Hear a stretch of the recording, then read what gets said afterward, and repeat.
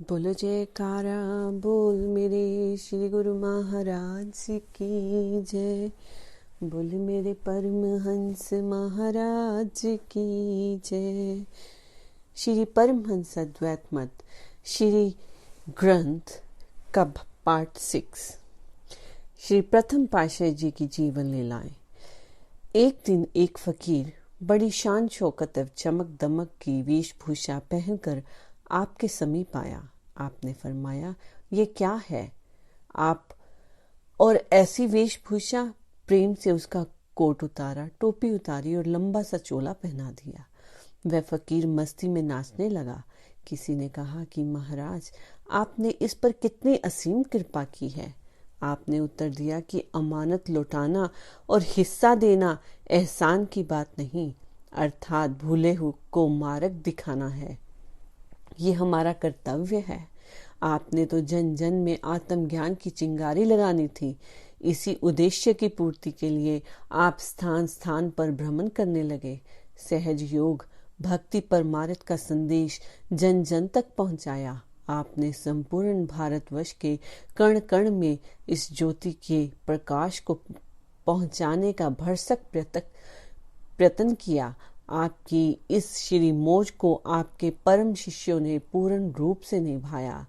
परिणामत आज समूचे भारत में ही नहीं अपितु विदेश में भी इस अमर ज्योति की आभा का जगमगा रही है। आप आगरा तथा उत्तर प्रदेश एवं मध्य भारत के अनेकों नगरों में ज्ञान की धारा प्रवाहित करते हुए पुण्य जयपुर पहुंचे। यहाँ श्री परमहंस दयाल जी कुछ समय स्थायी रूप से रह रहे थे। परमार्थिक उपदेश तथा जीवों के कल्याण का कार्य आरंभ किया। यहाँ से ही श्री परमहंस अद्वैत मत की नींव रखी गई। यहाँ बहुत बड़ी संख्या में आपके प्रेमी हुए। इन प्रेमियों तथा सत्संगियों के प्रबल आग्रह से उन्हें परमार्थ लाभ कराने हेतु आपने यहाँ रहना स्वीकार किया। श्री अमृत प्रवचनों से जन साधारण को मुदित करने लगे। सुंदर शरीर, अत्यंत तेजस्वी मुखार बिंद, दिव्य मूर्ति। जब भी श्री अमृत वचन धारा प्रवाहित करते तो प्रकृति मौन हो जाती। दिशाएं जयकारों की ध्वनि से गूंजित हो उठती। देवी देवताएं भी उस तेजस्विनी रूप के सन्मुख सिर झुका शरणागत होने के इच्छुक होते। आपकी वाणी में मधुरता तथा आकर्षण था और आपका जीवन एक वैराग्य युक्त होने के कारण सबको प्रभावित करते थे। यही कारण है कि सर्वसाधारण स्वयं प्रभावित हो आपकी ओर खींचे चले आते थे। आप में ये भी एक विशेष गुण था कि जिस प्रकार का प्रेमी हो उसके साथ वैसा ही व्यवहार करते। यहाँ उच्च नीच, अमीर गरीब का कोई भेदभाव न था। बस आप तो प्रेम के ही भूखे थे। एक दिन श्री परमहंस दयाल जी और महंत रामेश्वर दास जी मोती डोगरी में वापस जयपुर जा रहे थे। रास्ते में एक कुम्हार गदे लिए जा रहा था। श्री परमहंस दयाल जी को देखकर उसने बड़े प्रेम से विनय की कि महाराज, आप मेरे घर चलें। आप उसके साथ हो लिए। उसके घर कोई बिस्तर भी ना था। उसने एक फटी पुरानी कथड़ी बिछा दी। आप उस पर विराजमान हो गए। कुम्हार ने 2 मोटी मोटी जौ की रोटियां तथा एक मिट्टी का प्याला छाछ से भरकर श्रद्धा से आपके आगे रख दिए। आपने बड़े प्रेम से रोटियां खाई और छाछ का प्याला भी पी लिया। जरा सा टुकड़ा रोटी का महंत जी को भी दे दिया, परंतु महंत जी जाति धर्म का भेद रखते थे। उन्होंने इसे खाया नहीं, एक और रख दिया। जब निवास स्थान पर आए तो माता जी से महंत जी ने इस बात की चर्चा की और कहा कि आज तो श्री परमहंस दयाल जी को अवश्य कष्ट होगा, इतना अधिक भोजन खा लिया। उनकी माता जी ने कहा कि फकीरों के संबंध में अधिक बातचीत करना उचित नहीं, मगर महंत जी ना माने। श्री परमहंस दयाल जी से कहने लगे कि आप घर पर एक छटाक चावल भी मुश्किल से खाते हैं। आज ये जौ की मोटी मोटी रोटी तथा इतनी छाछ कैसे पी गए? श्री परमहंस दयाल जी ने हंसकर फरमाया कि कुम्हार की श्रद्धा पूरी करने के लिए देखो कैसी मोहब्बत और नम्रता से उसने बुलाया और खाना खिलाया। यदि उसके घर में ना जाते और खाना ना खाते, वह समझता कि साधु लोग छोटे लोगों के घर नहीं जाते हैं। ये साधु संत अमीरों के घर जाकर मेवे मिठाइयाँ खाते हैं। गरीबों से मिलने की इन्हें इच्छा नहीं लगता और उसका बढ़ता हुआ प्रेम दब जाता। शेष आपने देख लिया कि कितने प्रेम से उसने खिलाया और हमने खाया।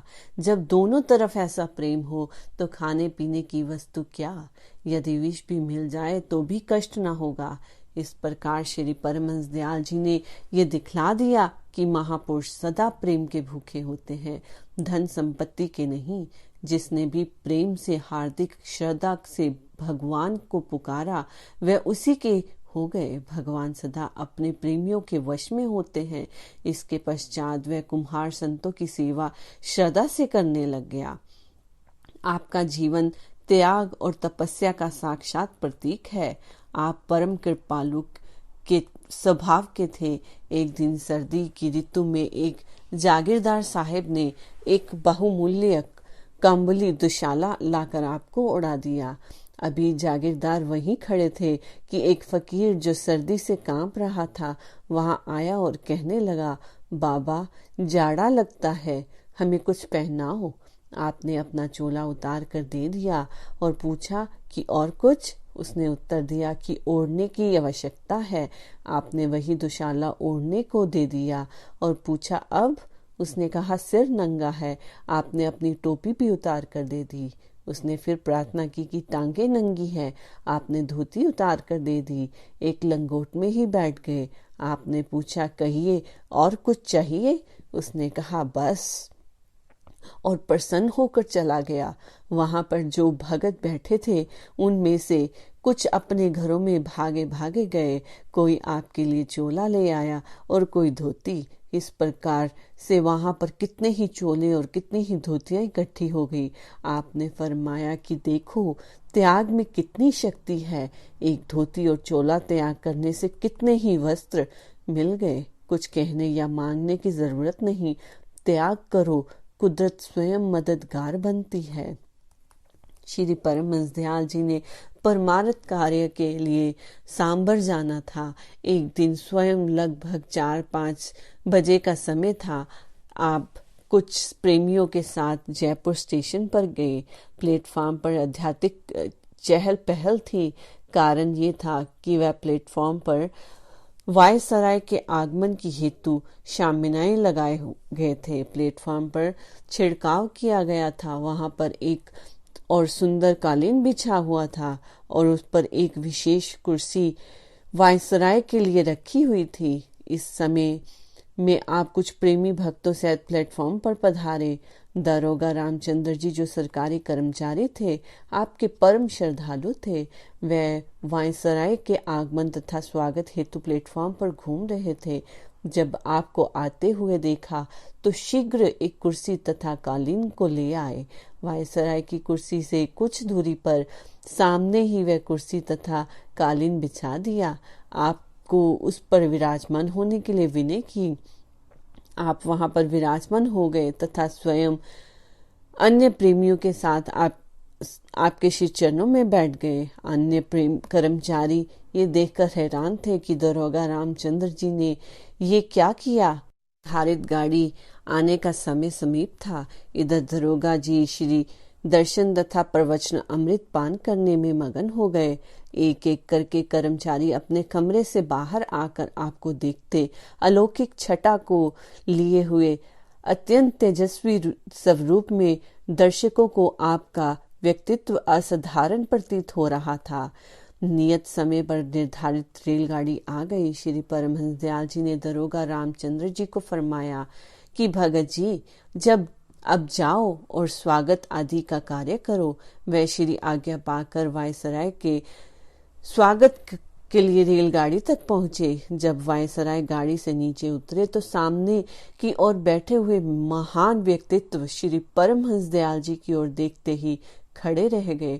दरोगा रामचंद्र जी से पूछा कि क्या आप इन महापुरुष से कुछ परिचित हैं।